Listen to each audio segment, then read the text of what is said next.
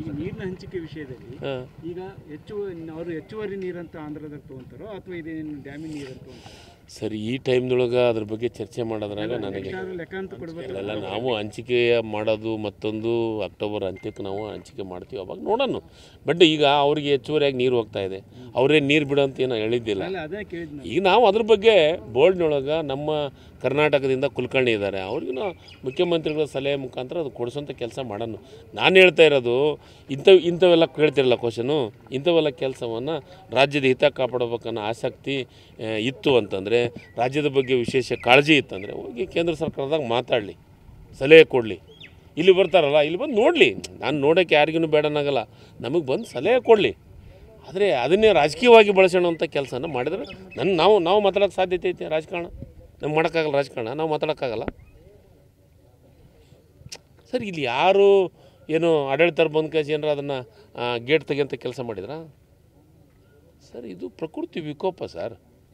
ಈ ಟೈಮ್ದೊಳಗೆ ನೀವು ಪ್ರಕೃತಿ ಸಹಕಾರ ಮಾಡೋಣ, ಸಲಹೆ ಕೊಡಲಿ.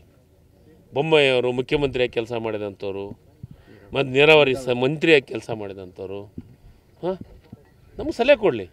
101% ಸಲಹೆ ಸ್ವೀಕಾರ ಮಾಡ್ತೀವಿ.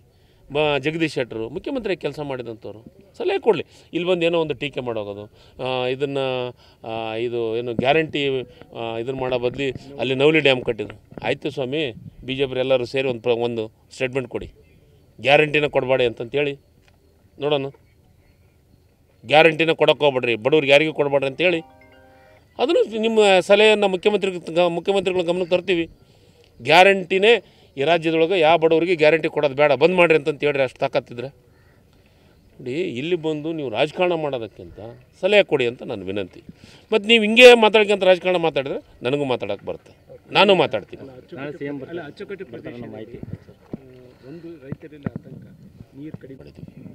ನಮ್ಮ ಜಿಲ್ಲೆಯ ಎಲ್ಲ ಶಾಸಕರು, ಲೋಕಸಭಾ ಸದಸ್ಯರು ಕುಂತು ಚರ್ಚೆ ಮಾಡಿದ್ದೀವಿ.